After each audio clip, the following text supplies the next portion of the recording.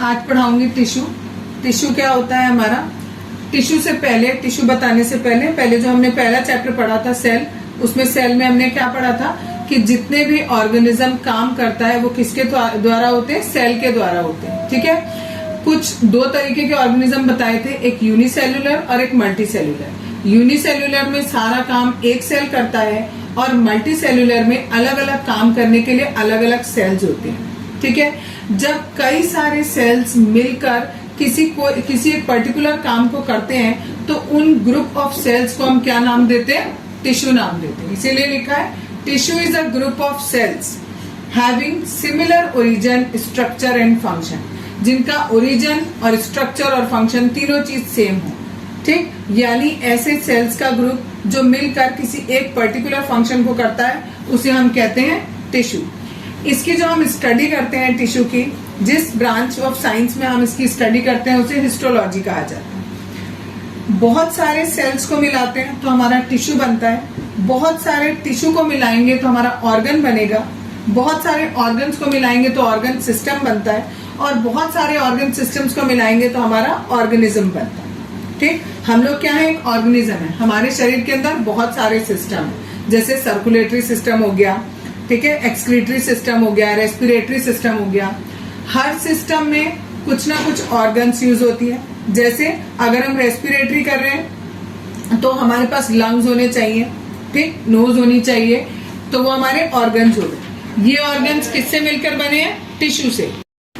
Tissue जो है बहुत अभी हम पढ़ेंगे टिश्यू के बारे में, मेरिस्टेमेटिक टिश्यू, परमानेंट टिश्यू, तो आपको पता लगेगा कि टिश्यूज कौन से होते हैं। और बहुत सारे टिश्यूज जो बनते हैं, एक सिंगल टिश्यू जो है वो बहुत सारे सेल से मिलकर बनता है। ठीक, अब नेक्स्ट टॉपिक है हमारा, are plants and animal made of same type of tissue. क्या दोनों सेम तरीके के टिश्यू से बनते हैं, तो नहीं। इसका आंसर है कि नहीं, सेम से नहीं बनते। क्यों नहीं बनते, बिकॉज उनके फंक्शंस अलग अलग हैं। ठीक है, उनका स्ट्रक्चर अलग तरीके का है, इसलिए वो एक ही तरीके के टिश्यू से नहीं बनते। प्लांट्स में क्या होता है, प्लांट्स स्टेशनरी यानी फिक्स होते हैं, एक ही जगह पर टिके रहते हैं मोस्ट ऑफ द प्लांट्स। ठीक है, किसी किसी की बात नहीं करी, लेकिन अधिकतर प्लांट्स क्या होते हैं, एक जगह पर टिके रहते हैं। जबकि जो एनिमल्स होते हैं वो मूव करते रहते हैं, सर्च में किसकी उसमें, या तो वो सर्च ऑफ फूड करते हैं, या मेट करते हैं, या फिर शेल्टर। इन सब के लिए वो क्या करते हैं, एक जगह से दूसरी जगह मूव करते रहते हैं। जबकि प्लांट्स क्या होते हैं, एक ही जगह पर टिके रहते हैं। जो प्लांट्स होते हैं उनकी जो ग्रोथ होती है वो पर्टिकुलर रीजन में होती है, सारी जगह नहीं होती है। जबकि जो एनिमल्स होते हैं उनके हर पार्ट में, हर जगह पर ग्रोथ होती है। जो प्लांट्स होते हैं, क्योंकि वो एक जगह से दूसरी जगह मूव नहीं करते हैं, तो दे नीड लेस एनर्जी, उनको एनर्जी कम चाहिए होती है। क्योंकि ये मूव कर रहे हैं एक जगह से दूसरी जगह, इसलिए इनको एनर्जी क्या चाहिए, ज्यादा चाहिए। यहाँ पर प्लांट में जितने टिश्यूज होते हैं उनमें से काफी सारे डेड टिश्यूज होते हैं, जबकि यहाँ पर कैसे होते हैं, लाइव टिश्यूज होते हैं। तो दोनों में अंतर है। ठीक, इसीलिए दोनों का जो टिश्यू का टाइप है वो सेम नहीं होता। अब हमारा जो चैप्टर है मेन उस पर आते हैं, दैट इज टिश्यू। टिश्यू दो तरीके के होते हैं। ठीक, एक प्लांट टिश्यू और एक एनिमल टिश्यू। ठीक, जो प्लांट टिश्यू है उसको हमने फर्दर डिवाइड किया दो पार्ट में, मेरिस्टेमेटिक टिश्यू और परमानेंट टिश्यू। जो मेरिस्टेमेटिक टिश्यू है उसे फिर हम तीन पार्ट में करेंगे, दैट इज एपिकल, लेटरल और इंटरकैलरी। ठीक, हर एक का फंक्शन बाद में डिटेल में पढ़ाऊंगी, अभी केवल इतना समझो कि किसको किस में डिवाइड किया गया। ठीक, इसके बाद ये जो परमानेंट होता है इसको भी दो पार्ट में डिवाइड किया, सिंपल में और कॉम्प्लेक्स में। सिंपल वाले का जो डिवीजन है वो थोड़ा ज्यादा था, इसलिए यहाँ नहीं दिखाया, यहाँ नीचे दिखाया। ठीक, सिंपल वाला दो में डिवाइड करेंगे, सपोर्टिव और प्रोटेक्टिव टिश्यू। सपोर्टिव टिश्यू को फिर तीन में डिवाइड किया है, पैरेन्काइमा, कोलेनकाइमा, स्क्लेरेन्काइमा। और जो प्रोटेक्टिव है उसे दो में किया है, एपिडर्मिस और कोर। और जो हमारा कॉम्प्लेक्स वाला है उसे केवल दो में किया है, फ्लोएम और जाइलम। ठीक, फ्लोएम जाइलम के बारे में आप पहले भी पढ़ चुके हो। ये पूरा हमारा प्लांट टिश्यू है जो कि हमें पूरा इस चैप्टर में पढ़ना है वन बाय वन। आगे एनिमल टिश्यू। एनिमल टिश्यू को चार पार्ट में डिवाइड किया गया है। पहला है इपिथेलियल, दूसरा है कनेक्टिव, तीसरा है मस्कुलर और चौथा है नर्वस। ये जो इपिथेलियल है इसके चार पार्ट हैं, यानी चार तरीके का होता है ये, स्क्वामस, क्यूबॉइडल, कॉलमनर और स्ट्रेटिफाइड। ये जो कनेक्टिव टिश्यू है ये 4 तरीके का होता है, बोन, स्केलेटल, एरोलर और एडिपोज। जो ब्लड वाला है इसको फिर 3 में किया है, दैट इज आरबीसी, डब्ल्यूबीसी और प्लेटलेट। यहां शायद मैं गलती से बोन बोल गई, इट इज ब्लड। ठीक है, ब्लड को 3 में किया है, आरबीसी, डब्ल्यूबीसी और प्लेटलेट। जो स्केलेटल है उसे 4 में डिवाइड किया है, बोन, लिगामेंट, टेंडन और कार्टिलेज। और एरोलर और एडिपोज का बाइफर्केशन अभी तुम्हारे में नहीं है, केवल यहाँ पर बस ये है कि एरोलर किसे कहते हैं और एडिपोज टिश्यू किसे कहते हैं। ठीक, जो मस्कुलर वाला है उसे फिर 3 में डिवाइड किया है, स्ट्रेटेड, स्मूथ और कार्डियक। और जो नर्वस वाला है उसका डिवीजन आपकी बुक में अभी नहीं है, केवल इतना है सिलेबस में। इन सब के बारे में हम एक एक करके पढ़ेंगे।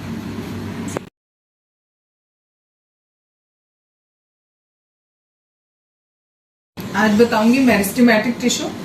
कल बताया था जितने भी प्लांट्स होते हैं, प्लांट टिश्यू होता है वो 2 तरीके के होते हैं, एक आपका मेरिस्टेमेटिक होता है और दूसरा परमानेंट होता है। तो आज हम पढ़ेंगे मेरिस्टेमेटिक टिश्यू किसे कहते हैं। This tissue have ability to divide themself thereby providing growth to the plant. ये वाले टिश्यू में अपने आप डिवाइड होने की क्षमता होती है। सपोज करो ये कोई पार्ट है पेड़ का, ठीक, अगर इसके अंदर जितने भी टिश्यू हैं वो कंटिन्यूअसली डिवाइड होते चले जा रहे हैं, ठीक है, एक टिश्यू है वो डिवाइड होता ही जा रहा है, तो ऑब्वियसली क्या होगा, थोड़ा सा इधर बढ़ेगा और थोड़ा सा इधर इसकी लेंथ बढ़ जाएगी।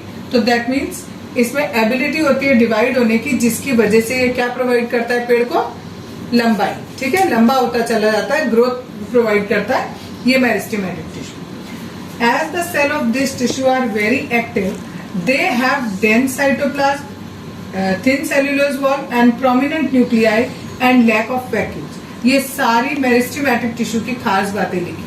पहली बात क्या लिखी आपको कि इसके जितने भी सेल्स होते हैं वो सारे के सारे बहुत एक्टिव होते हैं। पहली बात, इसका साइटोप्लाज्म कैसा होता है, डेंस होता है। इसकी जो सेल्यूलोज वॉल होती है यानी बाहर की जो वॉल है वो कैसी होगी, बहुत थिन होती है। न्यूक्लियस कैसा होता है, प्रोमिनेंट होता है, मीन्स बिल्कुल ठीक बिल्कुल आपको स्पष्ट दिखाई देता है कि yes this is the nucleus. और जो इसमें वैक्यूल्स होते हैं वो नहीं होते हैं, ठीक है, अगर होंगे भी तो बहुत छोटे छोटे होंगे और अदरवाइज इसमें वैक्यूल्स नहीं होते हैं, इसमें लैक ऑफ वैक्यूल्स होता है। ये किसकी बात हो रही है, मेरिस्टेमेटिक टिश्यू। आगे दिया कि जो मेरिस्टेमेटिक टिश्यू है इसको हमने फर्दर डिवाइड किया 3 टाइप। पहला है एपिकल, दूसरा होता है लेटरल और तीसरा होता है इंटरकैलरी। सबसे पहले बताऊंगी एपिकल। एपिकल कहाँ प्रेजेंट होता है, it is present at the tip of the plant stem या रूट। ठीक है, ये आपका पेड़ है, ठीक, ये ब्रांचेस हैं, ठीक, तो जो भी आपकी ब्रांच होगी उसके बिल्कुल टिप पर ये हमें एपिकल टिश्यू मिलता है। ठीक, और ये भी क्या कर रहा है, आपको पूरा मेरिस्टेमेटिक टिश्यू क्या कर रहा है, आपका लंबाई को बढ़ाने में काम कर रहा है, या लंबाई नहीं आप कह सकते हो ग्रोथ को बढ़ाने में काम कर रहा है। और ये जो एपिकल टिश्यू होता है ये पेड़ को ऐसे लंबाई में बढ़ाता है। ठीक, it helps the plant to grow in length को बढ़ाता है। दूसरा वाला जो है लेटरल टिश्यू क्या करता है, it help to increase the girth of stem and root. आपका ये जो पोर्शन है, ठीक, इसको आप स्टेम बोलते हो, ठीक, और ये जो इसकी चौड़ाई होती है इसको बोला जाता है गिर्थ। ठीक है, तो कह रहे हैं ये जो लेटरल वाला टिश्यू है ये पेड़ की गिर्थ को बढ़ाने में काम करता है। काम इसका यही है मेरिस्टेमेटिक टिश्यू का कि सब कुछ ग्रोथ को बढ़ाएगा। पहला वाला लंबाई बढ़ा रहा था, दूसरा वाला क्या कर रहा है, आपकी चौड़ाई बढ़ा रहा है, तीसरा वाला क्या करेगा, present at the base of leaves. कह रहे हैं पहली बात बताया कि ये कहाँ पर प्रेजेंट होता है, इंटरकैलरी टिश्यू है तो ये जो लीव्स होती हैं उसके बेस पर होगा, या फिर internodes on twig. Twig माने होता है डंडी। ये मैंने एक पेड़ की डंडी बनाई, इस डंडी में आप देखोगे हर थोड़ी दूर पे ऐसे करके कुछ डॉट सा बना होगा, उसको कहते हैं नोड। ठीक है, इन दोनों के बीच की जगह होती है दैट इज कॉल्ड इंटरनोड। तो ये जो इंटरकैलरी वाला टिश्यू होता है ये जो इसका डिस्टेंस है ये इसको बढ़ाता है। ठीक, तो सबसे हमने देखा तीनों में क्या हो रहा है, पेड़ की ग्रोथ बढ़ रही है। पहले वाला क्या कर रहा है, जो स्टेम्स हैं और लीव्स हैं उनको लंबा कर रहा है। दूसरा वाला हमारा क्या कर रहा है, स्टेम को थिक कर रहा है। और तीसरा वाला हमारा क्या कर रहा है, दो नोड्स के बीच में जो स्पेस है उसको बढ़ा रहा है। क्लियर?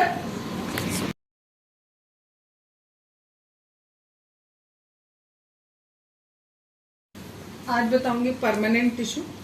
कल बताया था प्लांट टिश्यू के दो पार्ट होते हैं, मेरिस्टेमेटिक टिश्यू और परमानेंट टिश्यू। मेरिस्टेमेटिक में हमने 3 पढ़े थे, एपिकल, लेटरल और इंटरकैलरी।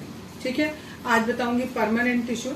पहले परमानेंट टिश्यू के बारे में पढ़ते हैं, फिर परमानेंट टिश्यू हमारे 2 तरीके के होते हैं, वो हम आगे भी पढ़ते हैं। परमानेंट टिश्यू किसे कहते हैं? जो भी हमारे मेरिस्टेमेटिक टिश्यूज होते हैं जब वो बड़े हो जाते हैं, ठीक है, मैच्योर हो जाते हैं, तो वो एक स्पेसिफिक शेप ले लेते हैं। उनका एक पर्टिकुलर कोई काम हो जाता है, उनका कोई पर्टिकुलर फंक्शन हो जाता है और उनकी जो डिवाइड करने की एबिलिटी होती है वो खत्म हो जाती है। ठीक है, डिवाइड करने की एबिलिटी खत्म हो गई, दैट मीन्स अब वो ग्रोथ को नहीं बढ़ा रहे हैं। ठीक, तब उन्हीं मेरिस्टेमेटिक टिश्यू को हम नाम दे देते हैं permanent tissue. Cells form by meristematic tissue taken up a specific role and loss the ability of to divide. As a result, they form permanent tissue. ठीक, इट मे बी डेड और living, ये दोनों तरीके के हो सकते हैं। Permanent dead भी हो सकते हैं और लिविंग भी हो सकते हैं, लेकिन अब इनकी एबिलिटी डिवाइड करने की एबिलिटी नहीं रही कि वो खत्म हो गई, जो कि मेरिस्टेमेटिक में हमने पढ़ी थी। एक और पॉइंट है, दैट इज कॉल्ड डिफरेंशिएशन। ये जो प्रोसेस होता है कि मेरिस्टेमेटिक टिश्यू क्या बन गया, परमानेंट टिश्यू बन गया, इस पूरे प्रोसेस को हम डिफरेंशिएशन कहते हैं। The process of taking up a permanent shape, size and a function is called differentiation. 2 तरीके का होता है परमानेंट टिश्यू, सिंपल और कॉम्प्लेक्स। सिंपल में फिर हम 2 पढ़ेंगे, सपोर्टिंग और प्रोटेक्टिव। सपोर्टिंग में 3 तरीके का होता है, पैरेन्काइमा, कोलेनकाइमा और स्क्लेरेन्काइमा। एक एक करके सबके बारे में पढ़ेंगे। सबसे पहले हम पढ़ेंगे पैरेन्काइमा के बारे में। पैरेन्काइमा क्या करता है? प्लांट को मैकेनिकल सपोर्ट देता है और फूड को स्टोर करने में हेल्प करता है। ठीक, दूसरा है cells are loosely packed. Parenchyma में जो सेल्स होते हैं वो लूजली पैक्ड होते हैं, थोड़ा दूर दूर होते हैं, एकदम चिपके हुए नहीं होते, थोड़ा दूर दूर होते हैं। लार्ज इंटरसेल्यूलर स्पेस, यानी जब आपके सपोज ये पैरेन्काइमा है और सेल जो है आपस में दूर दूर है, तो इनके बीच में जो स्पेस है वो बड़ा होगा, बिकॉज ये लूजली पैक्ड है। सेल ऐसे पैक्ड है। अगर सपोज करो सेल हमारे बिल्कुल चिपके हुए पैक्ड होते तो इनके बीच में इंटरसेल्युलर स्पेस नहीं होता, लेकिन अभी इंटरसेल्युलर स्पेस है क्योंकि ये कैसे पैक्ड है, लूजली पैक्ड है। अधिकतर जितने भी इसके पैरेन्काइमा के टिश्यूज होते हैं वो कैसे होते हैं, लिविंग होते हैं। शुरू में ही बताया था ये डेड भी हो सकते हैं और लिविंग भी हो सकते हैं। ठीक है, तो ये जो पैरेन्काइमा वाले हैं ये कैसे होते हैं, लिविंग होते हैं। इसके भी 2 टाइप होते हैं, क्लोरेन्काइमा और एरेन्काइमा। होते और भी हैं बट आपकी बुक में इतना ही है, क्लोरेन्काइमा एंड एरेन्काइमा। क्लोरेन्काइमा वो टिश्यू होते हैं जिनमें क्लोरोफिल होता है और ये हेल्प करते हैं फोटोसिंथेसिस में। ठीक, जो एरेन्काइमा होता है इसमें बड़ी बड़ी कैविटीज होती हैं जिसके अंदर एयर आ जाती है। एयर आने की वजह से ये बहुत हल्के हो जाते हैं और फ्लोट कर पाते हैं, पानी के सरफेस पे फ्लोट कर पाते हैं। आपने देखा होगा तालाब वगैरह में बहुत सारे पौधे जो हैं वो बिल्कुल ऊपर सरफेस पर तैर रहे होते हैं। वो किस वजह से तैरते हैं, यहाँ पर लिखा भी है, in aquatic plants large air cavities are present to give bioenergy to the plant to help them float. ठीक, ये आपका कोई एक टिश्यू है, इस टिश्यू के अंदर खूब बड़ी बड़ी कैविटीज होती हैं। इन कैविटी के अंदर हवा भर जाती है, हवा भरने की वजह से ये बहुत हल्के हो जाते हैं। ठीक है, और ये पानी पर ऊपर की ओर फोर्स लगाते हैं और ये बिल्कुल ऊपर सतह पर फ्लोट करते हैं। ठीक, दूसरे होते हैं कोलेनकाइमा, ये भी मैकेनिकल सपोर्ट देते हैं लेकिन ये साथ में फ्लेक्सिबिलिटी भी देते हैं। यहाँ पर फूड स्टोरेज हो रहा था, यहाँ पर फ्लेक्सिबिलिटी है। आप किसी पेड़ की डंडी को ऐसे आराम से यूं करके नीचे कर सकते हो, छोड़ दो वो वापस चली जाएगी, दैट मीन्स वो फ्लेक्सिबल है बहुत ज्यादा। ये फ्लेक्सिबिलिटी कौन से टिश्यू की वजह से आती है, कोलेनकाइमा की वजह से आती है। Cells thicken at the corner, इसमें कह रहे हैं जो सेल्स होते हैं वो थिक होते हैं कॉर्नर पर। अगर सपोज करो ये हमारा कोई टिश्यू है, इस टिश्यू में जो यहाँ पर सेल्स होंगे ये कॉर्नर पर थिक होंगे, यहाँ बीच में उतने थिक नहीं होंगे, कॉर्नर पर थिक होंगे। ठीक, लिटिल लिटिल इंटरसेल्युलर स्पेस। यहाँ पर इंटरसेल्युलर स्पेस बहुत ज्यादा था, यहाँ पर इंटरसेल्युलर स्पेस थोड़ा सा कम हो गया। ठीक, और ये कैसे सेल है? लिविंग सेल है। यहाँ पर भी लिविंग थे, ये भी हमारे लिविंग है। नेक्स्ट है स्क्लेरेंकाइमा। It provide hardness. ये क्या करता है? पेड़ को हार्डनेस देता है। ये फ्लेक्सिबिलिटी दे रहा था, ये हार्डनेस दे रहा है। सारे के सारे तीनों के तीनों सपोर्ट कर रहे हैं प्लांट को। ठीक, तो है सारे के सारे सपोर्टिव, थोड़ा थोड़ा सब में अंतर है। ये हार्डनेस दे रहा है। इसके जो सेल्स होते हैं वो लंबे लंबे और पतले पतले होते हैं। इसकी जो वॉल्स होती है वो थिक होती है किनारे पर, किसकी वजह से? लैग्निन की वजह से। अब लैग्निन क्या होता है?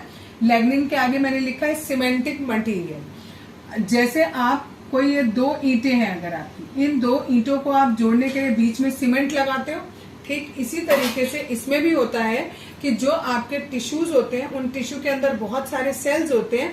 वो सेल्स आपस में किसके द्वारा चिपके रहते हैं? बीच में एक सीमेंटिंग मटेरियल होता है, वो होता है हमारा लैग्निन। और इसी सीमेंटिंग मटेरियल की वजह से जो वॉल है वो हमें कैसी लगती है? थोड़ी थिक लगती है। इसके आगे एक और है, इसके बीच में फिर से सीमेंटिंग मटेरियल आ गया, तो ये कैसी लगेगी हमें वॉल? कि वॉल इसकी कैसी है? थिक है। नो इंटरसेल्युलर स्पेस, बीच में सीमेंटिंग मटेरियल आ गया। ठीक है, जितना भी स्पेस था बीच में वहां पर कौन आ गया? सीमेंटिंग मटेरियल आ गया। जैसे मैंने यहाँ बनाया था, यहाँ पर जितनी भी जगह बची, सपोज एक ये बनाया, ये जितनी भी जगह बची इस जगह में सीमेंटिंग मटेरियल आ गया। ठीक, तो यहाँ पर नो इंटरसेल्युलर स्पेस, कोई भी इंटरसेल्युलर स्पेस नहीं होता है। डेड सेल होते हैं, ऊपर दोनों वाले के लिविंग थे, इसके कौन से? डेड है। और इसका एग्जाम्पल है कोकोनट हस्क। ये बहुत ज्यादा पूछा जाता है, इसलिए इसका एग्जाम्पल दिया हुआ।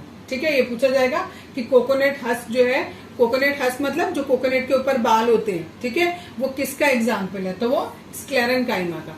और स्क्लेरेंकाइमा किसका टाइप है? परमानेंट का। तो it is a type of permanent tissue.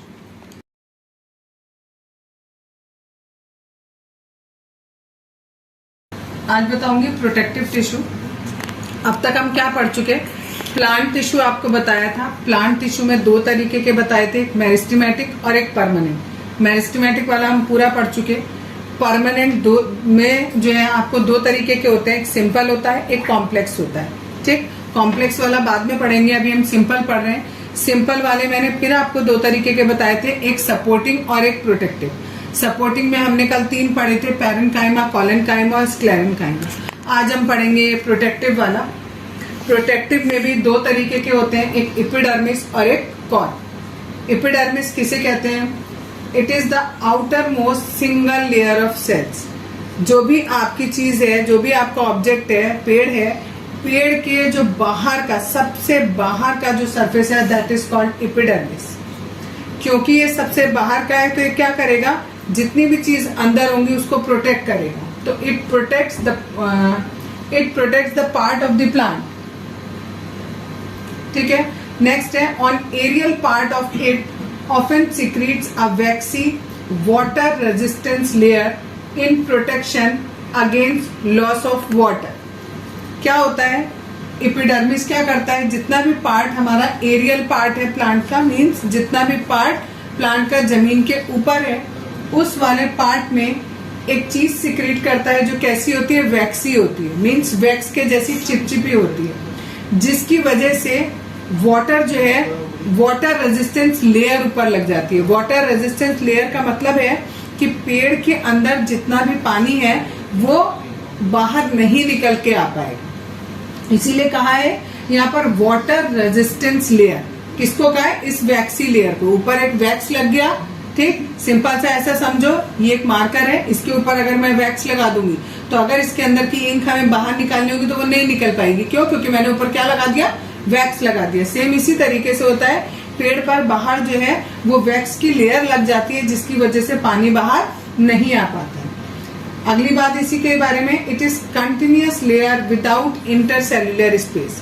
पेड़ के बाहर पूरे में होती है ये लेयर। ठीक है, ऐसा नहीं होता बीच में स्पेस नहीं होते इस टिश्यू में। ठीक, बाहर का जो पेड़ का बाहर का हिस्सा है उस पूरे हिस्से पर ये टिश्यू आपको मिलेगा। ठीक, नेक्स्ट टॉपिक है दैट इज स्टोमेटा। इसी के अंदर पढ़ेंगे हम small pores enclose by two kidney shape cell in the epidermis of leaf. Leaf का जो एपिडर्मिस होता है, यानी लीफ का जो सबसे बाहर का पार्ट होता है, उस पार्ट पर छोटे छोटे छेद होते हैं और वो किडनी शेप्ड सेल के होते हैं, इस तरीके से होते हैं, ऐसे स्टोमेटा होते हैं। ठीक, ये स्टोमेटा दो चीजों में आपकी हेल्प करते हैं। पहला, इन स्टोमेटा के थ्रू जो पेड़ है वो उसमें ऑक्सीजन और कार्बन डाइऑक्साइड का गिव एंड टेक चलता है। ठीक, और दूसरी चीज उससे ट्रांसपीरेशन होता है। ट्रांसपीरेशन का मतलब होता है जितना भी पेड़ के अंदर एक्स्ट्रा वाटर है वो भाप बन के स्टोमेटा के थ्रू बाहर निकल जाता है। ठीक है, तो ये स्टोमेटा के फंक्शन भी पूछे जाते हैं। दो फंक्शन आपको बताए हैं, एक्सचेंज ऑफ गैसेस में हेल्प करता है और दूसरे ट्रांसपीरेशन में हेल्प करता है। ट्रांसपीरेशन का मतलब होता है loss of water in the form of water vapour. Clear? Next है, in desert plants epidermis has a thick waxy coating of cutin, bracket में लिखा है chemical with water proof quality. क्या मतलब है इसका? जो डेजर्ट प्लांट होते हैं बच्चों, उनका जो बाहर का सरफेस होता है, क्योंकि डेजर्ट में हमें पता है गर्मी बहुत ज्यादा होती है। ठीक है, अगर पेड़ ने जमीन में से किसी तरह से पानी लिया और वो सारा का सारा ट्रांसपीरेशन के थ्रू बाहर निकल गया तो पेड़ के पास तो कुछ रहेगा ही नहीं। तो इसलिए जो डेजर्ट प्लांट्स होते हैं उनके बाहर वाली लेयर पर एक वैक्सी कोटिंग होती है, मीन्स को एक वैक्स की पूरी लेयर होती है। वो कोटिंग जो है वो क्यूटिन की बनी होती है। क्यूटिन एक तरीके का केमिकल होता है जो वाटर प्रूफ है, मीन्स उसमें से पानी भाप बन के बाहर नहीं निकल पाएगा। जस्ट लाइक वैक्स, जैसे मैंने अभी यहाँ बताया था आपको, वैक्स की एक लेयर आ जाती है जिसकी वजह से जितना पानी पेड़ के अंदर है वो पेड़ के अंदर ही रहेगा, चाहे उसके यूज का हो चाहे उसके यूज का ना हो। तो इसलिए डेजर्ट वाले जो प्लांट होते हैं उनमें काफी दिन तक हमें पानी डालने की जरूरत नहीं होती है। जैसे कैक्टस वाला, कैक्टस कहाँ का प्लांट है? डेजर्ट का प्लांट है, उसमें हमें बहुत दिन तक पानी डालने की जरूरत नहीं है। ठीक है, नेक्स्ट पार्ट है ये वाला, अब प्रोटेक्टिव बताए थे आपको, एपिडर्मिस और कॉर्क। एपिडर्मिस मैंने आपको बता दिया। नेक्स्ट है कॉर्क। कॉर्क किसका बना होता है? डेड सेल का बना हुआ होता है, बहुत ही कॉम्पैक्टली अरेंज होता है, मीन्स इसके जो सेल्स होते हैं उनके बीच में बिल्कुल भी स्पेस नहीं होता, बिल्कुल चिपके ऐसे, बिल्कुल भी स्पेस नहीं होता, बहुत ज्यादा कॉम्पैक्टली फिक्स होते हैं। कंटेन वैक्सी सब्सटेंस सुब्रिन, यहाँ पर वैक्सी कोटिंग किस चीज की थी? क्यूटिन की, और यहाँ पर किसकी है? ये सुब्रिन की। ये याद रखना है, एक एक नंबर में क्वेश्चन पूछे जाते हैं। ठीक है, कि कॉर्क में जो वैक्सी कोटिंग होती है वो किस चीज की होती है? सुब्रिन की होती है, जबकि एपिडर्मिस में जो वैक्सी कोटिंग है वो किसकी है? क्यूटिन की है। यहाँ पर cell wall is impermeable. Cell wall जो है इम्परमेबल है, मतलब उसमें से ना कोई चीज आएगी बाहर ना कोई चीज जाएगी। डू नॉट हैव प्रोटोप्लाज्म, क्योंकि ये डेड है, सब कुछ डेड सेल से बना है तो इसमें कोई प्रोटोप्लाज्म नहीं होता है। प्रिवेंट फ्रॉम इन्फेक्शन और मैकेनिकल इंजरी। सपोज करो ये आपका पेन है और इस पेन के बाहर मैं कुछ ऐसी डेड सेल्स लगा दूं, ठीक है, और फिर इसे गिरा दूं नीचे, तो क्या इस पेन पर कोई असर पड़ेगा? नहीं, क्योंकि ये किससे कवर्ड है? पूरा डेड सेल से कवर्ड है। जब ये गिरेगा तो किसको चोट लगेगी? डेड सेल्स को, मीन्स डेड सेल पे, और डेड सेल पे कोई इफेक्ट पड़ेगा नहीं। तो सेम यहाँ पर होता है कि ये जो कॉर्क है, क्योंकि ये डेड सेल का बना होता है तो ये पूरे प्लांट को किससे? मैकेनिकल इंजरी से बचाता है। ठीक, provide toughness to the plant, plant को थोड़ा टफ बनाता है। कहाँ यूज होता है ये कॉर्क? कहाँ यूज करते हैं? जितने स्पोर्ट्स गुड्स होते हैं उनमें यूज होता है। शटल कॉर्क बनाई जाती है, इसके शटल कॉर्क में जो पीछे गोल वाला पोर्शन होता है वो हमारा कॉर्क का बना होता है। ठीक है, क्रिकेट की जो बॉल होती है वो क्रिकेट बॉल हमारी जो है वो कॉर्क की बनी होती है। ठीक, आज बस इतना।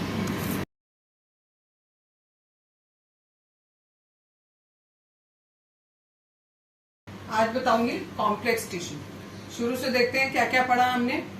प्लांट टिश्यू जो है वो दो तरीके का, मेरिस्टेमेटिक और परमानेंट। मेरिस्टेमेटिक में ये तीन तरीके का था, एपिकल, लेटरल और इंटरकैरेटिव। और परमानेंट जो है वो दो तरीके का है। परमानेंट दो तरीके का है, दैट इज सिंपल और कॉम्प्लेक्स। सिंपल में फिर दो तरीके का, सपोर्टिव और प्रोटेक्टिव होता है। ठीक है, सपोर्टिव वाले में हमने फिर तीन तरीके का लिखा है, पैरेन्काइमा, स्क्लेरेन्काइमा एंड कोलेन्काइमा। और प्रोटेक्टिव में दो तरीके का, एपिडर्मिस और कॉर्क। यहाँ तक हम कल तक पढ़ चुके थे। आज हमें पढ़ना है कॉम्प्लेक्स टिश्यू। कॉम्प्लेक्स टिश्यू हमारे दो तरीके के होते हैं, दैट इज फ्लोएम और जाइलम। ठीक है, पहले बताया आपको कॉम्प्लेक्स टिश्यू किसे कहते हैं? Made up of more than one type of cell and perform a common function. ठीक है, यानी एक से ज्यादा तरीके के सेल से मिलकर बनता है ये वाला टिश्यू, कॉम्प्लेक्स टिश्यू। और कोई एक खास काम करता है, कोई एक कॉमन काम करता है। ये दो तरीके का, इसके दो एग्जाम्पल है, फ्लोएम और जाइलम। मैंने इसमें नहीं लिखा है, फ्लोएम और जाइलम को मिलाकर हम कहते हैं वस्कुलर बंडल। इन दोनों को मिलाकर कहा जाता है वस्कुलर बंडल।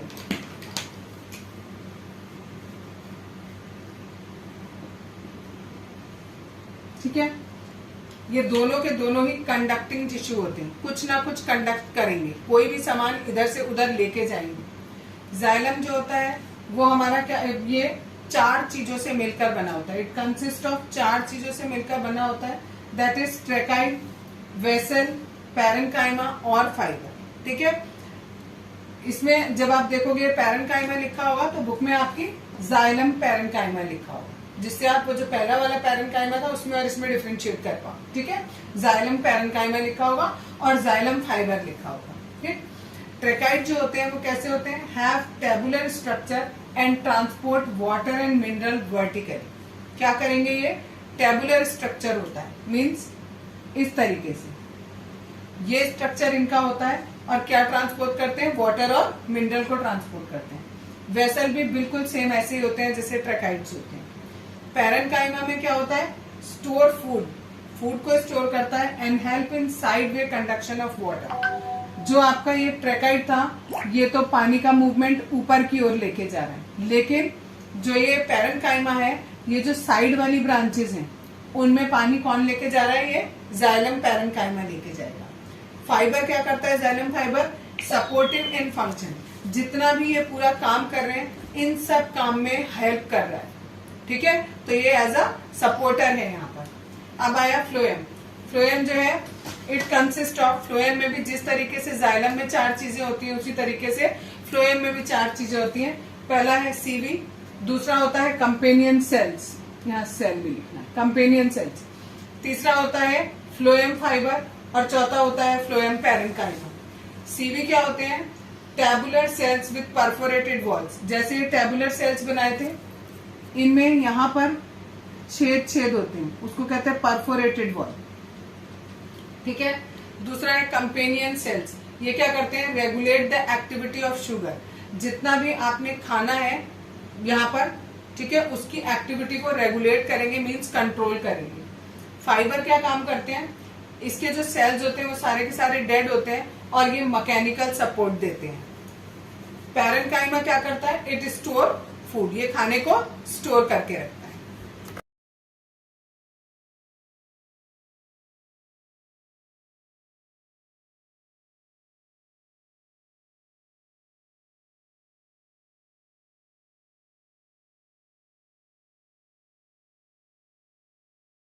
आज इपिथेलियल टिश्यू बताऊंगी।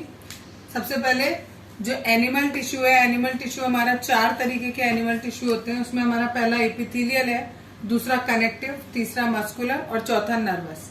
सबसे पहले इपिथेलियल बता रही, इपिथेलियल क्या होता है, और ये 4 तरीके का होता है फर्दर। इनमें से आज केवल 2 तरीके का बताऊंगी, बाकी 2 कल करेंगे। ठीक है, इपिथेलियल टिश्यू किसे कहते हैं, इट इज कवरिंग और प्रोटेक्टिव टिश्यू। सबसे बाहर का है, कवर कर रहा है, प्रोटेक्ट कर रहा है। ठीक है, इसलिए हम इसको कवरिंग या प्रोटेक्टिव टिश्यू कह रहे हैं। इट कवर्स मोस्ट ऑर्गन्स, जितनी भी ऑर्गन्स होती हैं एनिमल टिश्यू में, ठीक है, जितने भी ऑर्गन्स हैं या जितनी भी कैविटीज हैं उन सबके ऊपर रहता है, यानी उन सबको क्या कर रहा है, प्रोटेक्ट कर रहा है। It also forms a barrier to keep different body system separate. अगर सपोज ये एक बॉडी है, इस बॉडी के अंदर अलग अलग ये सिस्टम्स हैं, ठीक, इन सिस्टम के बाहर ये वाली जो लेयर है that is of epithelial tissue. तो ये वाली जो लेयर है ये इस ऑर्गन को इस ऑर्गन से अलग कर रही है, जस्ट बिकॉज ये बाहर लेयर लग गई। तो आपको पता लग गया कि ये एक अलग ऑर्गन है, ये एक अलग ऑर्गन है। तो हमें कैसे पता लग रहा है, due to this epithelial tissue के द्वारा। ठीक है, नेक्स्ट है कहाँ कहाँ पाया जाता है। पेपर में जो क्वेश्चन आता है उसमें ये पूछा जाता है, जैसे आपको दे देंगे ये लाइनिंग ऑफ ब्लड वेसल, बताओ इसमें कौन सा टिश्यू है, तो आपको उसका नाम लिखना पड़ेगा कि इपिथेलियल टिश्यू है। तो ये आपको याद करना पड़ेगा कि ये कहाँ कहाँ पाया जाता है। स्किन में, लाइनिंग ऑफ माउथ में, lining of blood vessel, lungs, alveoli और किडनी ट्यूब्यूल्स में पाया जाता है। ठीक, have small amount of cementing material between them and almost no intercellular space. ठीक, बीच में सीमेंटिंग मटेरियल बहुत कम होता है. ठीक, बिल्कुल चिपके हुए होते हैं एक दूसरे से. अगर सपोज ये एक टिश्यू है, इसके द्वारा बिल्कुल चिपका हुआ है दूसरा. ठीक है, तो इनके बीच में जो है यहाँ पर सीमेंटिंग मटेरियल बहुत ही ना के बराबर होता है. और जब मटेरियल ही नहीं है तो दैट मीन्स बीच में स्पेस है ही नहीं, इसीलिए मटेरियल भी नहीं है. अगर बीच में स्पेस होता, सपोज एक ये होता और एक ये होता, तभी तो आप इसके बीच में सीमेंटिंग मटेरियल भर पाते ना. ठीक, सीमेंटिंग मटेरियल नहीं है, इसका मतलब कि इनके बीच में स्पेस भी बिल्कुल नहीं है. ठीक, अब ये 4 तरीके का है. पहला squamous, extremely thin and flat and forms a delicate lining. कैसा होता है? बहुत ही थिन होता है, क्योंकि अभी 4 तरीके का पढ़ेंगे एपिथेलियल. तो ये वाला जो है वो बिल्कुल थिन होता है, बहुत ही पतला होता है. और क्योंकि बहुत पतला होता है तो बहुत डेलिकेट यानी नाजुक होता है. ठीक, हल्का सा भी टक्कर लगेगी वियर और तो तुरंत वियर या टियर हो जाएगा. ठीक, नेक्स्ट है इसी वाले का स्क्वामस का. They are arrange in many layers to prevent wear and tear in skin. ठीक, क्या they are arrange in many layers, एक के ऊपर एक बहुत सारी लेयर होती है. क्यों होती है? क्योंकि अभी बताया कि क्या हो रहा है, बहुत डेलिकेट है, तो लेयर के ऊपर लेयर होती है जिससे स्किन में कोई भी आपको वियर या टियर हो तो उससे इफेक्ट ना पड़े. ये कहाँ पाया जाता है? ओसोफोगस में, लाइनिंग ऑफ माउथ में, स्किन में, जो कि प्रोटेक्ट कर रही है बॉडी को उस स्किन में. ठीक, नेक्स्ट है क्यूबॉइडियल. ये क्यूब के शेप का होता है, उसी से उसका नाम रखा है, क्यूबॉइडियल शेप का होता है. कहाँ पाया जाता है? फाउंड इन किडनी ट्यूब्यूल्स में पाया जाता है, डक्ट ऑफ सलाइवरी ग्लैंड्स में पाया जाता है. और ये एक काम और कर रहा है, that is mechanical support provide कर रहा है. ठीक, बाकी 2 कल करेंगे.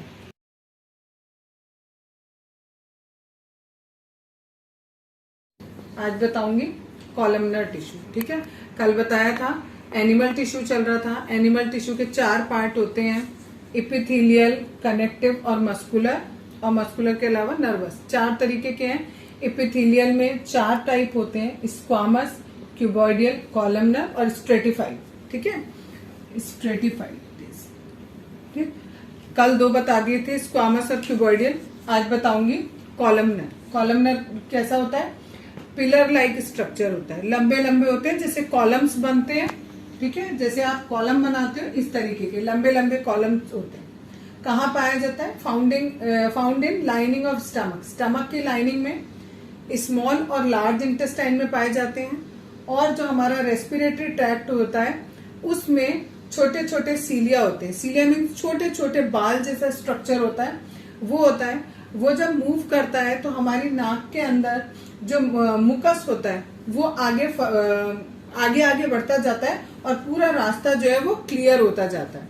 ठीक है, तो क्योंकि यहाँ पर सीलिया होते हैं इस रेस्पिरेटरी ट्रैक्ट में, तो इसलिए हम सीलिएटेड इपिथेलियल टिश्यू कहते हैं. नेक्स्ट है स्ट्रेटिफाइड स्क्वामस टिश्यू. ये skin epithelial cells are arrange in a pattern of layers. कह रहे हैं जो स्किन का इपिथेलियल टिश्यू होता है वो लेयर्स में रहता है या फिर कोई एक पर्टिकुलर पैटर्न बनाता है, उसमें अरेंज होता है, उसे हम स्ट्रेटिफाइड स्क्वामस कहते हैं. बहुत थोड़ा सा इसके बारे में है आपकी बुक में, इतना ही, केवल, ज्यादा नहीं है. बड़ी क्लासेस में जाओगे तो डिटेल में आएगा सारा. अभी जितना है केवल उतना कर लो आप. ठीक है, अब इसके बाद एनिमल टिश्यू का दूसरा टाइप बता रही हूँ, दैट इज कनेक्टिव टिश्यू. ठीक, tissue that support, protect and give structure to other tissues और ऑर्गन्स. ऐसा टिश्यू जो बाकी सारे टिश्यू को या फिर ऑर्गन्स को क्या देता हो? सपोर्ट देता हो, प्रोटेक्ट करता हो या फिर स्ट्रक्चर प्रोवाइड करे, उसे हम क्या कहते हैं? कनेक्टिव टिश्यू कहते हैं. अभी जब इसके टाइप पढ़ाऊंगी तो और अच्छे से क्लियर होगी इसकी डेफिनेशन. पहला है ब्लड. ब्लड क्या करता है? It helps in transportation of many substance like gas, hormones etcetera. ये जो आपका कनेक्टिव टिश्यू है उसी का एक टाइप है ब्लड. ब्लड भी हमारा एक कनेक्टिव टिश्यू है. कनेक्टिव का मतलब क्या होता है? कनेक्ट जो करे. ठीक है, तो ब्लड हमारा पूरी बॉडी में फैला रहता है और ये कई सारी चीजों से कनेक्ट करता है. और किस किस चीज का ट्रांसपोर्टेशन करता है? एक ऑर्गन से दूसरी ऑर्गन तक बहुत सारा सामान लेके जाता है. फॉर एग्जाम्पल इन्होंने दे दिया गैस और हार्मोन्स. ठीक, जो ब्लड होता है it has a fluid matrix, इसमें एक फ्लूइड जैसी चीज होती है जिसे हम क्या बोलते हैं, प्लाज्मा बोलते हैं। प्लाज्मा के अंदर हमारे 3 सेल्स होते हैं, that is RBC, WBC and platelets. ठीक है, आरबीसी क्या होते हैं, it contains red coloured respiratory pigment. ये बहुत बहुत बहुत इंपॉर्टेंट है। क्वेश्चन में कभी कभी 1 नंबर का क्वेश्चन ऐसे पूछ लिया जाता है, name the red coloured respiratory pigment in our body. ठीक है, तो वो क्या होता है, हेमोग्लोबिन होता है। That helps in transportation of oxygen, यानी आरबीसी के अंदर होता है हेमोग्लोबिन, और हेमोग्लोबिन का काम क्या होता है, पूरी बॉडी में ऑक्सीजन को पहुंचाना। ठीक, दूसरा है डब्ल्यूबीसी। डब्ल्यूबीसी क्या होता है, ये हमारी बॉडी में जितने भी जर्म्स होते हैं उनसे हमारी रक्षा करता है। हमारे शरीर को, सपोज करो आपको बुखार हो गया, ठीक है, बुखार हो गया तो बुखार से कौन फाइट, जो बुखार के जर्म्स होंगे उनसे कौन फाइट करेगा, डब्ल्यूबीसी फाइट करेगा। ठीक, नेक्स्ट है प्लेटलेट्स। ये क्या करता है, it helps in clotting of blood. Suppose करो आपके कहीं चोट लग गई, चोट लगती है तो खून निकलता है। ठीक है, आप किसी चीज से उसे दबा देते हो, कभी कभी आप नहीं दबा पाते हो, लेकिन फिर भी आप देखते हो थोड़ी देर तो खून निकलता है, उसके बाद खून क्या हो जाता है, बंद हो जाता है, अपने आप ही बंद हो जाता है। तो यानी वो खून क्या हो गया, क्लॉट हो गया, मीन्स जम गया। ठीक है, तो वो किसकी हेल्प से होता है, प्लेटलेट की हेल्प से होता है। ठीक है, आगे है इसका कनेक्टिव टिश्यू अभी बचा है। ये मैंने केवल कनेक्टिव टिश्यू का एक पार्ट बताया, दैट इज ब्लड, यानी एक तरीके का कनेक्टिव टिश्यू बताया, दैट इज ब्लड। और भी 3 तरीके के आपके बुक में दिए हुए हैं, स्केलेटल, एरोलर और एडिपोज। ये कराऊंगी कल।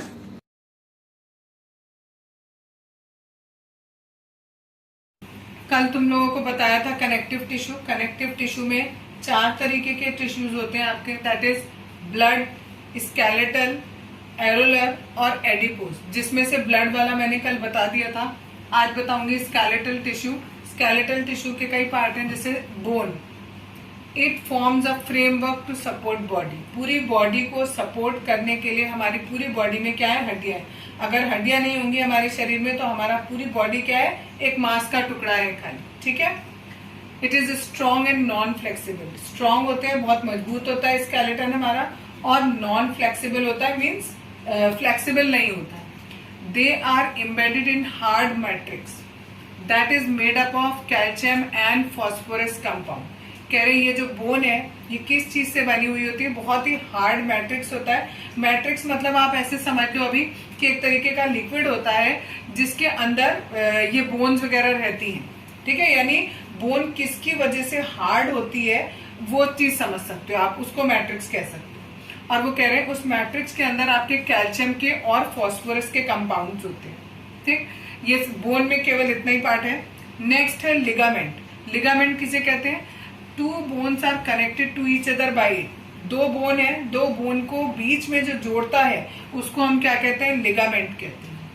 ये बहुत ही इलास्टिक होता है, जैसे ये था हमारा, ये फ्लेक्सिबल बिल्कुल नहीं था, ये यहाँ पर थोड़ा सा इलास्टिक होता है। जहां पर भी 2 बोन्स आपस में जुड़ेंगी वहां पर ये पाया जाता है। इट हैज कंसिडरेबल स्ट्रेंथ, यानी इसकी कुछ स्ट्रेंथ होती है। It contain very little matrix, इसमें बीच में मैट्रिक्स बहुत ही कम होता है। ठीक, नेक्स्ट है टेंडन्स। टेंडन और लिगामेंट में डिफरेंस आता है, पूछा जाता है। It connects bone to muscles. यहाँ पर क्या हो रहा था, बोन टू बोन कनेक्ट हो रहा था, और यहाँ पर बोन टू मसल कनेक्ट है। ठीक है, यहाँ पर बताया था ये बहुत इलास्टिक है, यहाँ पर ये फाइब्रस है।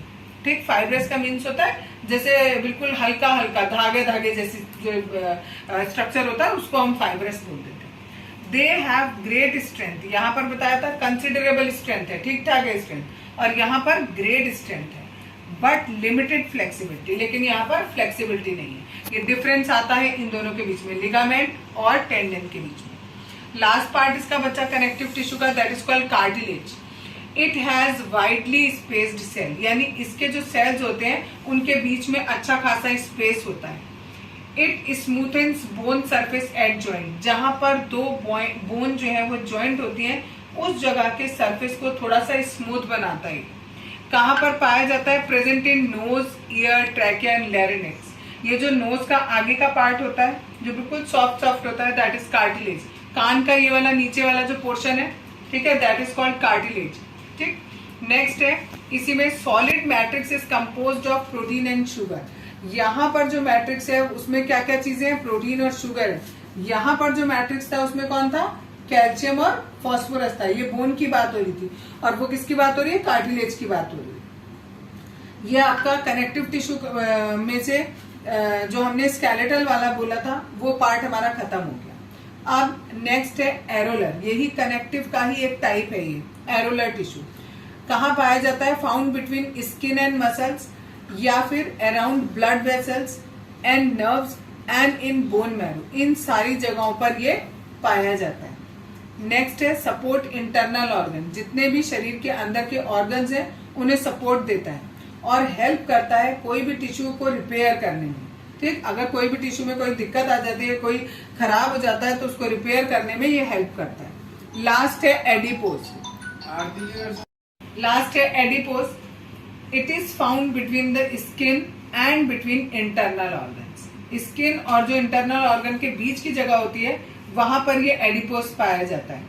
It is filled with fat globules, और ये किससे भरा हुआ होता है, फैट होता है इसके बीच में। ठीक है, यानी एडिपोज जो है उसमें क्या चीज होती है, फैट ग्लोब्यूल्स होता है।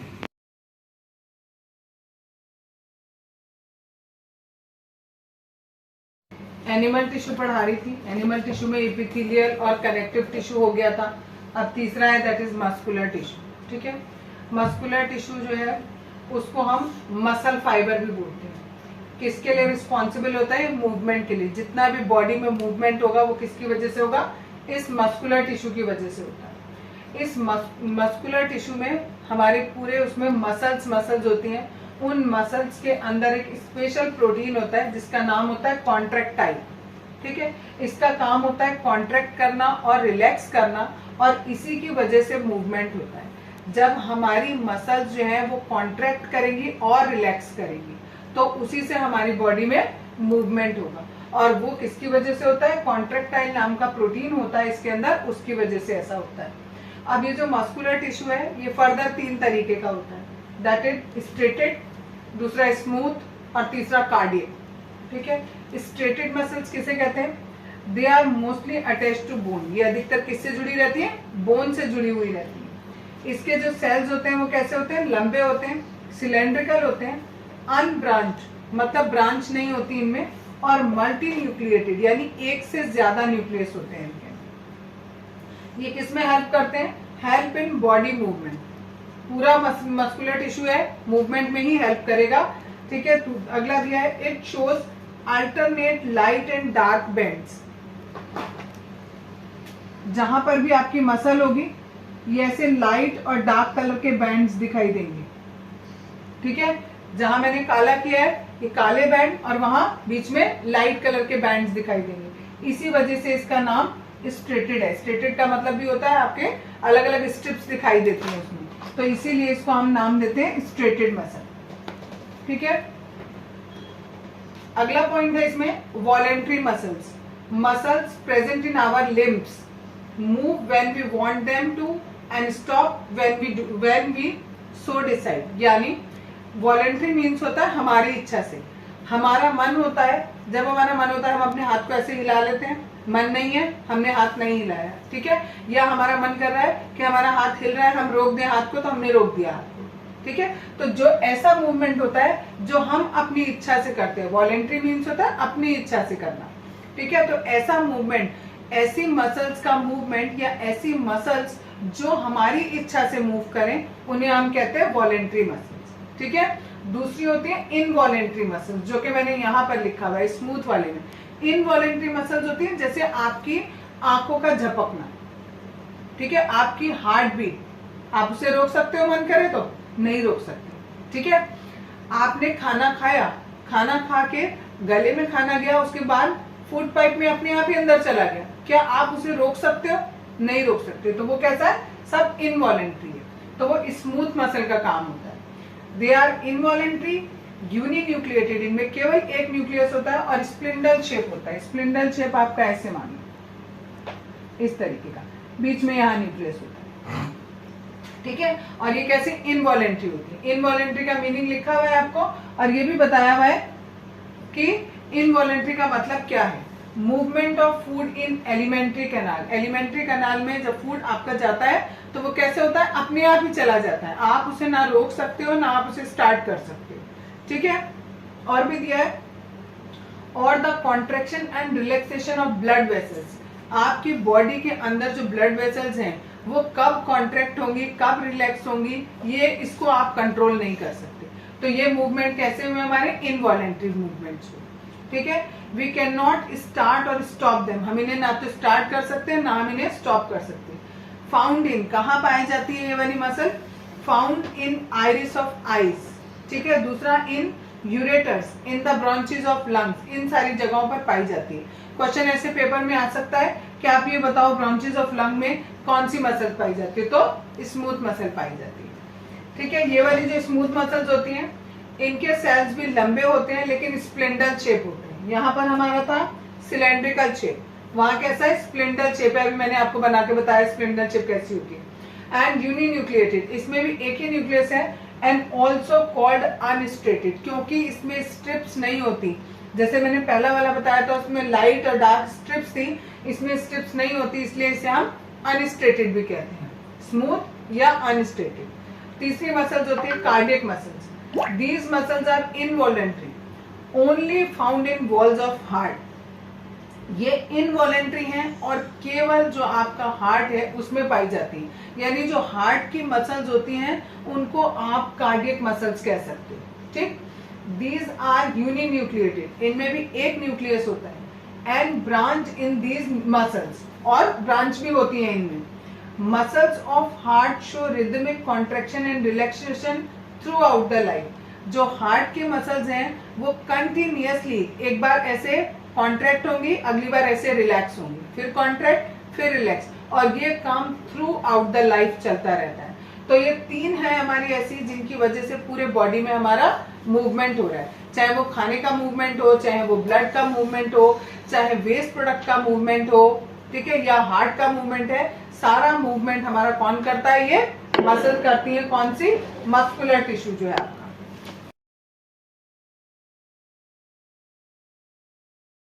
आज बताऊंगी नर्वस टिश्यू, ये लास्ट वाला है। एनिमल टिश्यू में हमने बाकी सारे पढ़ लिए, बस ये रह गया, ठीक है। Nervous tissue are highly specialised for being stimulated and then transmitting the stimulus very rapidly from one place to another within the body. Nervous tissue का काम क्या होता है, ये एक बहुत ही स्पेशल तरीके का टिश्यू होता है। किस लिए बना होता है ये, अगर कोई भी स्टिमुलस आए उस स्टिमुलस को ये पहचानता है और पहचान कर फटाफट उसे एक जगह से दूसरी जगह पर भेजता है। अब स्टिमुलस क्या होता है, स्टिमुलस मीन्स होता है कोई भी ऐसी चीज जिसके प्रति आपकी बॉडी रिएक्शन दिखाए। जैसे सपोज करो आपने कोई गर्म चीज छुई, तो जैसे ही आप गर्म चीज छूते हो तुरंत हाथ हटा लेते हो, तो सोचो कितनी जल्दी ब्रेन में ट्रांसमिट हो रही है बात कि आपने गर्म चीज छुई और वापस ब्रेन से मैसेज भी आ गया आपके पास कि फटाफट हाथ हटाओ कि ये चीज गर्म है, ठीक है। तो सोचो कितनी, मतलब एक सेकंड भी पूरा नहीं लग रहा, ठीक, विद इन सेकंड आपने बस छुआ और एकदम से हाथ हटा दिया, ठीक है। नेक्स्ट पॉइंट है इसमें कि ये किससे मिलकर बना होता है, the brain, spinal cord and nerves. इन तीन चीजों से मिलकर हमारा ये पूरा नर्वस टिश्यू बना होता है। Are composed of the nervous tissue. The cell of this tissue are called nerve cells और न्यूरॉन्स। जितने भी इसके सेल होते हैं उनको हम क्या बोलते हैं, या तो न्यूरॉन बोलेंगे या नर्व सेल बोलेंगे, क्योंकि हमें पता है टिश्यू किससे बनता है, सेल से मिलकर बनता है। तो जितने भी इसके सेल्स होते हैं उन्हें हम क्या बोलते हैं, नर्व सेल बोलते हैं या न्यूरॉन बोलते हैं। ये न्यूरॉन का पिक्चर आपको बना के दिखाया है, ठीक है। न्यूरॉन में क्या क्या होता है, a neuron consist of a cell body with a nucleus and cytoplasm.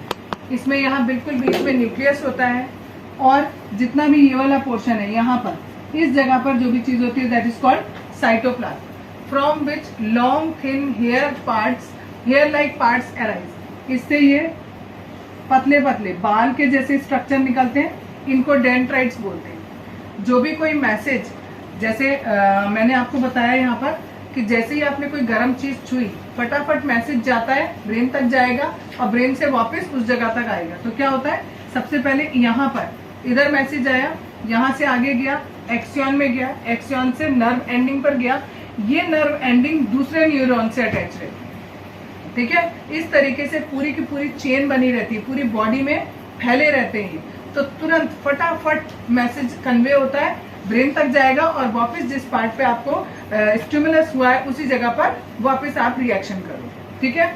ये वाला पोर्शन सेल बॉडी कहलाता है, इसमें बीच में न्यूक्लियस होता है, ये एक्सियन है और यहाँ पर नर्व एंडिंग है। इसका डायग्राम बहुत ज्यादा आता है पेपर में, तो इसको बहुत अच्छे से याद करना।